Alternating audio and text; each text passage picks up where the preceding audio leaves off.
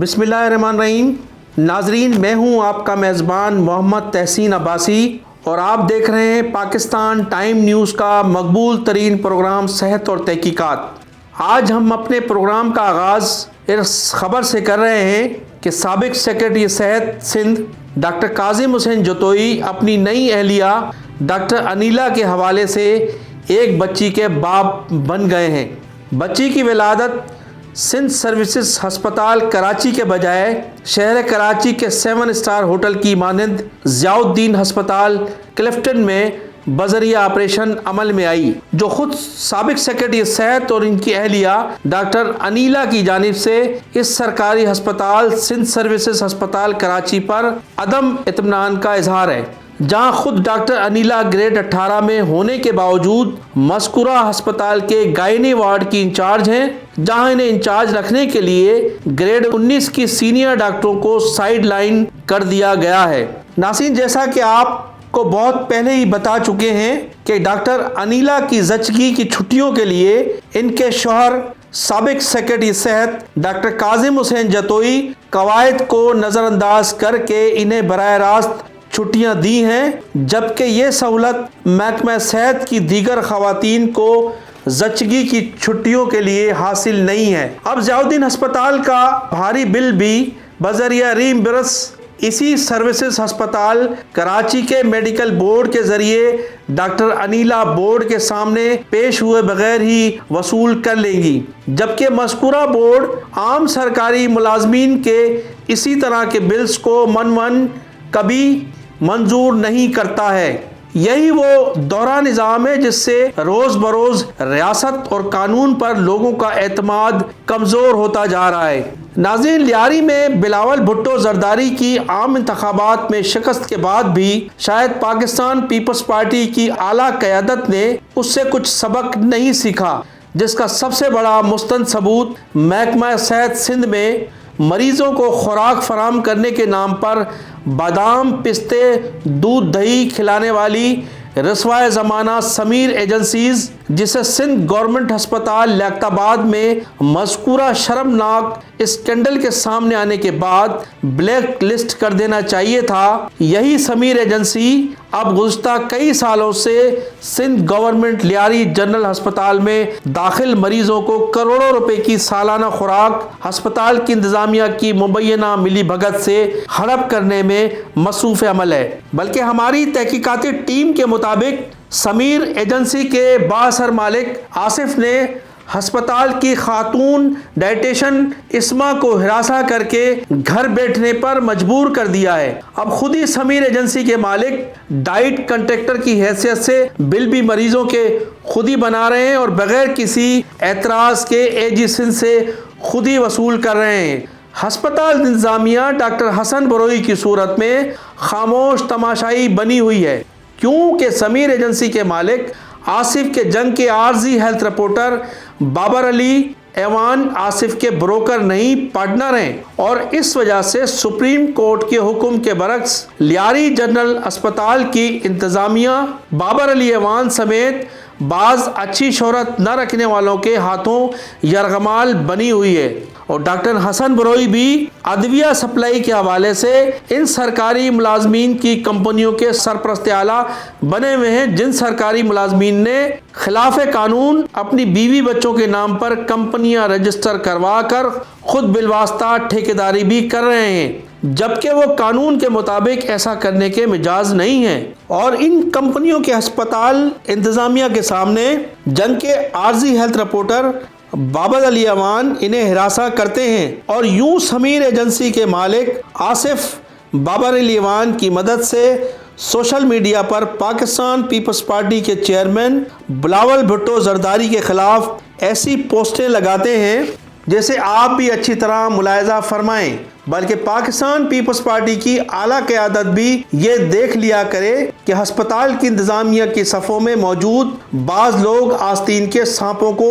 دودھ پلا کر کس طرح سے سمیر ایجنسی کی پرورش کر رہے ہیں، اور جب لیاری کے غریب مریضوں کی خوراک کو اس طرح سے لوٹا جائے گا تو پھر آنے والے عام انتخابات میں یہ لوگ مریضوں کا بجٹ ہڑپ کرنے والوں کو ووٹ کیوں دیں گے؟ ناظرین، محکمہ صحت سندھ میں جس طرح سے MQM لندن کی پروردہ خیر النساء اکبر کو سندھ سے نرسنگ کی تعلیم و تربیت کو دفن کرنے کا ٹھیکہ سابق ایڈیشنل سیکریٹری ریحان بلوچ کی ایما پر جس طرح سے دیا گیا ہے، اس کی نظیر نہیں ملتی، جبکہ خود خیر النساء مافیا کے خاتمے کا دعویٰ کرتے کرتے خود کتنی بڑی مافیا بن چکی ہے۔ اس کا اندازہ سندھ نرسز ایگزامینیشن بورڈ کا پاس فیل کا گورکھ دھندا جو خیر النساء کے بورڈ میں خلاف قانون تعیناتی کے بعد سے ان کے لنگڑے شوہر اکبر خان کی نگرانی میں قائم ہوا ہے۔ اب اس شرمناک اسکینڈل کا ایک اور پہلو فیک رزلٹ اور ڈپلوما کی تصدیق کا معاملہ پاکستان نرسنگ کونسل کے حوالے سے سامنے آیا ہے۔ گو کہ اس معاملے کی باقاعدہ تحقیقات اینٹی کرپشن سندھ نے شروع کی ہوئی ہے، لیکن اس اینٹی کرپشن کی ساکھ معتبر نہیں ہے۔ اگر اینٹی کرپشن کی موجودہ قیادت ہمارے اس دعوے سے اتفاق نہیں کرتی ہے تو بتائے کہ اب تک اس ادارے نے کتنی لوٹی ہوئی قومی دولت خزانے میں جمع کرائی اور اس مکروہ دھندے میں ملوث کتنے ملزمان کو جیلوں کی ہوا کھلائی۔ تاہم اینٹی کرپشن کا ادارہ اینٹی کرپشن کی شہرت کے حوالے سے رشوت دے کر پکڑا گیا، رشوت دے کر چھوٹ گیا۔ لہٰذا یہ مذکورہ اسکینڈل کا معاملہ پاکستان نرسنگ کونسل سے جڑا ہوا ہے، تو ہم وفاقی وزیر داخلہ شیخ رشید سے مطالبہ کرتے ہیں کہ وہ فوری طور پر خیر النساء خلاف قانون سندھ نرسنگ میں بیوقت 3 عہدوں سمیت PNC کے متنازع انتخاب میں منہ کی کھانے کے بعد اب جس طرح سے دوران تحقیقات اپنی ٹیم کو ادھر ادھر کرنے کے چکر میں ہے، جس میں سر فہرست جعلی ڈپلوما تیار کرنے والوں کو سائیڈ لائن کرنے کے بعد انرولمنٹ اور پاس فیل میں بھی PhD ڈگری رکھنے والے جعل ساز ڈان نومی وقاص کا تبادلہ کیا جا رہا ہے، کیونکہ مافیا کے سرغنہ اور خیر النساء کے سر کے تاج اکبر خان عرف لنگڑا کو یہ پورا یقین ہے کہ ماضی میں ان کے تمام کالے دھندوں میں ساتھ دینے والا نومی وقاص نہ تو جھوٹی قسم کھا سکتا ہے اور نہ ہی تفتیش برداشت کر سکتا ہے۔ اس لیے اسے فوری منظر سے ہٹانے میں ہی عافیت ہے، کیونکہ ماضی قریب میں اس پاس فیل کے کھیل میں رشوت کی عدم ادائیگی پر نجی نرسنگ اسکول کے مالک کو اغوا کروانے کے بعد موت کی ابدی نیند سلانے کا معاملہ بھی اکبر خان سے جڑا ہوا ہے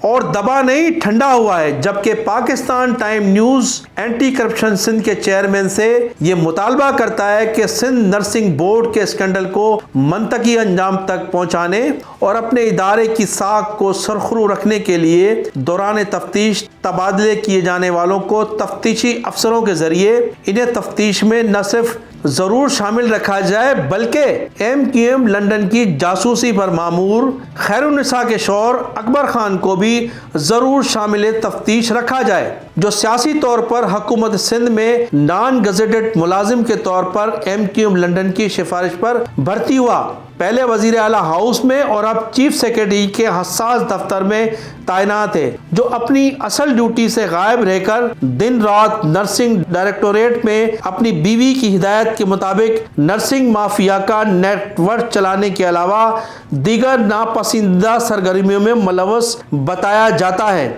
ناظرین، گزشتہ دنوں سندھ سروسز ہسپتال کراچی کے جعلی متنازع مشکوک اکاؤنٹنٹ وہاب اللہ یوسفانی، جو ڈیزیز کوٹے پر بجٹ اکاؤنٹنٹ کی اسامی پر بھرتی ہوئے تھے، انہوں نے مبینہ ملی بھگت کی بنا پر گرین ٹاپ نامی کمپنی کا 25 لاکھ روپے زائد کا بل انتظامیہ سے منظور کروا کر ہماری تحقیقاتی ٹیم کے مطابق اکاؤنٹنٹ نے سنگین بے قاعدگی کا مبینہ ارتکاب کیا ہے، جبکہ گریڈ 2 کے وارڈ سرونٹ عاشق حسین گریڈ 7 میں بحال ہو کر OT ٹیکنیشین کی ڈیوٹی سر انجام دینے کے بجائے بغیر ڈیوٹی کیے گریڈ 2 کے بجائے OT ٹیکنیشین فیک اسامی کی تنخواہ واپس جمع کرنے کے بجائے کس قانون کے تحت یہ کھلا فراڈ کر رہے ہیں؟ چیف سیکریٹری سندھ کی واپسی پر پاکستان ٹائم نیوز کی تحقیقاتی ٹیم رابطہ کرے گی۔ नाज़रीन, महकमा सेहत सिंध साउथ कराची में रोबेला इंसदादी मुहिम में बाज़ हेल्थ वर्कर्स की अदायगी तकनीकी बुनियादों पर रोकी गई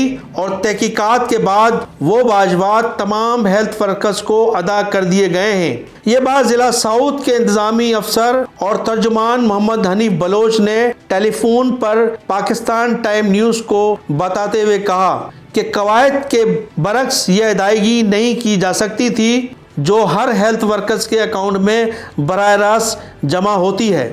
वक्त ख़त्म हुआ। इंशाअल्लाह आइंदा हफ्ते नई रिपोर्ट्स के हमरा ख़ास तौर पर सिविल अस्पताल कराची में अदविया चोरों की सरपरस्ती करने वाले डॉक्टर नसरुल्लाह को अचानक AMS सिक्योरिटी लगाने की तहलकाखेज़ रिपोर्ट पेश करेंगे। चैनल को सब्सक्राइब करें, कमेंट सेक्शन में जाकर अपनी कीमती राय का इजहार भी ज़रूर करें। खुदा हाफिज़। पाकिस्तान जिंदाबाद।